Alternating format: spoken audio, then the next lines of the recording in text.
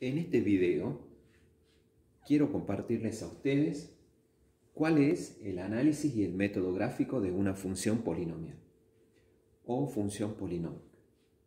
Ahora vamos a tomar ese ejemplo para trabajar en el presente video.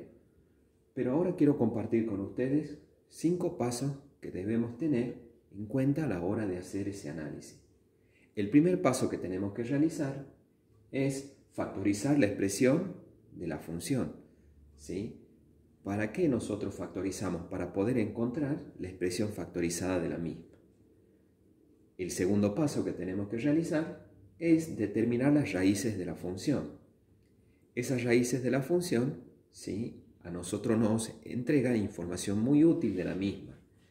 Información en la cual nosotros podemos observar en qué puntos esta función intersecta al eje de las abscisas o eje de las X. El tercer paso es ubicar esas raíces, como decía anteriormente, y determinar algo muy importante: cuáles van a ser los intervalos de estudio. El punto número 4, tenemos que calcular puntos que pertenecen a la función en cada uno de esos intervalos y establecer si esos puntos son positivos o son negativos. Y por último, realizamos la gráfica aproximada de la función. De esa manera, nosotros podemos realizar el análisis, ¿sí?, y llegar a un método gráfico aproximado de estas funciones. En el primer paso que nosotros tenemos que realizar, nosotros tenemos que encontrar cómo nosotros partimos de una expresión polinómica, encontrar la expresión factorizada. Para eso, nosotros tomamos el polinomio que tenemos en esta expresión de la función y comenzamos a factorizar. Acá ustedes ven, ¿sí?, tomamos grupos. En esos grupos extraemos un factor común. En el primer caso, en el primer grupo, extraigo el factor común x cuadrado, que va a quedar multiplicando x más 1. Y en el segundo grupo extraigo el valor menos 4 y, por supuesto, queda multiplicando al factor x más 1. Como observamos acá, x más 1 es un factor común entre estos dos términos, por lo tanto lo puedo extraer. Y esto va a quedar multiplicando aquí a x cuadrado menos 4. Ahora, por último, podemos observar que esta expresión que tenemos acá, x cuadrado menos 4, es una diferencia de cuadrados, por lo tanto la puedo expresar como x menos 2 por x más 2, resultando esta la expresión factorizada de mi función polinomial en este caso. En el segundo paso, debo determinar las raíces que tiene mi función. Nosotros sabemos que el grado de mi función me determina la cantidad de raíces que debe tener la misma. Por lo tanto, esta función, que es de grado 3, va a tener 3 raíces. Ahora, ¿qué es lo que tengo que hacer? Tengo que trabajar con la expresión factorizada que yo obtení en el punto anterior o paso anterior. Por lo tanto, nosotros debemos hacer lo siguiente: debemos igualar la función a 0. A partir de igualar esa función a 0, que sería este paso, que ustedes lo pueden ver escrito, nosotros obtenemos una igualdad. Para que esta igualdad sea verdadera, nosotros sabemos que cualquiera de estos factores debe ser igual a 0 para que sea verdadera esta igualdad. Entonces, vamos a calcular qué pasa cuando cada uno de esos factores es igual a 0. Acá en este caso, ¿sí?, en el primer factor, si yo despejo el valor de x, x va a ser igual a menos 1. En el segundo factor, x va a ser igual a 2.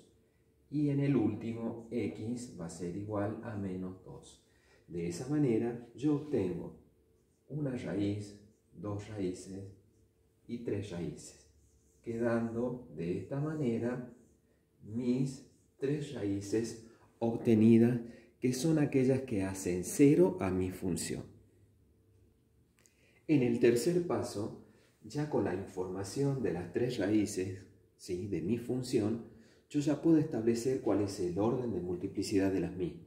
Si nosotros podemos observar que son raíces que no se repiten, por lo tanto, el orden de multiplicidad de las mismas es impar. ¿Sí? Ustedes recuerden que el orden de multiplicidad es la cantidad de veces que esa raíz se repite en un punto. Ahora veamos, si lo ubicamos en nuestro plano, acá tenemos, con puntos rojos, cuáles son las ubicaciones de mis raíces. O sea que mi función gráficamente va a pasar por ese punto y en este caso va a cortar el eje, ¿sí? Entonces, nosotros en este tercer paso debemos establecer cuáles van a ser los intervalos de estudio. Para eso utilizamos la información que tenemos de nuestras raíces. El primer intervalo van a ser todos los valores negativos, desde menos infinito hasta la primera raíz, que en este caso es menos 2, obteniendo el primer intervalo. El segundo intervalo va a estar establecido entre la raíz que está en el punto menos 2 y en el punto menos 1, obteniendo este intervalo.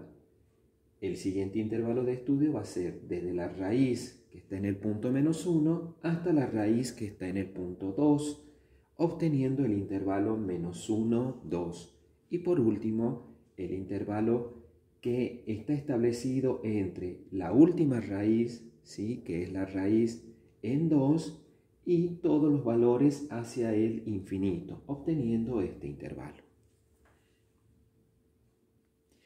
En el cuarto paso, nosotros vamos a tomar de la expresión factorizada que ustedes acaban de observar en el paso anterior, vamos a tomar los intervalos que estaban en juego entre cada uno de esos valores posibles que podía tomar la función.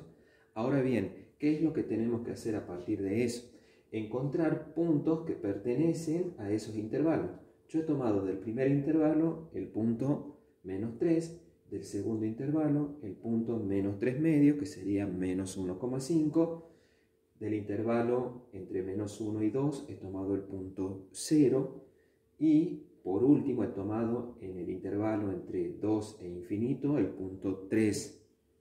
Ahora, si nosotros particularizamos la función para cada uno de esos puntos, vamos a obtener, ¿sí?, un punto que pertenece a la función. Por lo tanto, vamos a encontrar un punto de coordenadas. Yo lo voy a terminar cuando la función la particularizo para el punto 3.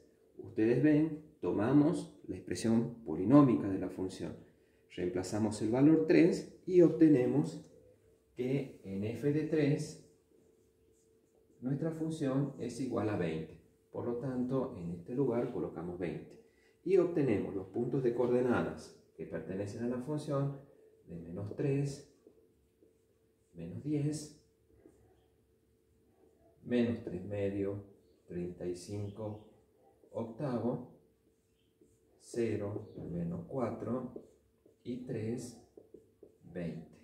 Serían puntos de coordenadas que pertenecen a la función y que nos van a ayudar a representar su gráfica aproximada.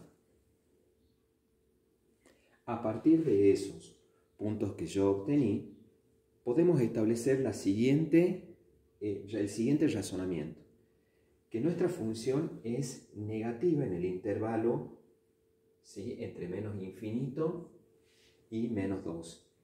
Podemos establecer que mi función es positiva en el intervalo entre menos 2 y menos 1, es negativa en el siguiente intervalo y en el último intervalo es positiva. De esa manera nosotros podemos ya tener una noción de mi expresión gráfica de la función. Por lo tanto, esa información también es muy importante. Por último, en el paso número 5, nosotros vamos a recabar toda la información que hemos obtenido en los pasos anteriores. Los valores de nuestras raíces, que las tenemos que ubicar en el eje de las abscisas o eje X. Los intervalos que hemos estudiado, en donde nosotros establecíamos si eran positiva o negativa nuestra función. También hemos obtenido estos puntos de coordenada que pertenecen a la misma. Por lo tanto, por ejemplo, menos 3, menos 10, vamos ubicando esos puntos, ¿sí?, que corresponden y pertenecen a nuestra función. Ahora bien, nosotros con toda esa información obtenida, ¿qué es lo que vamos a hacer? Vamos a trazar la función en forma aproximada, de esta manera.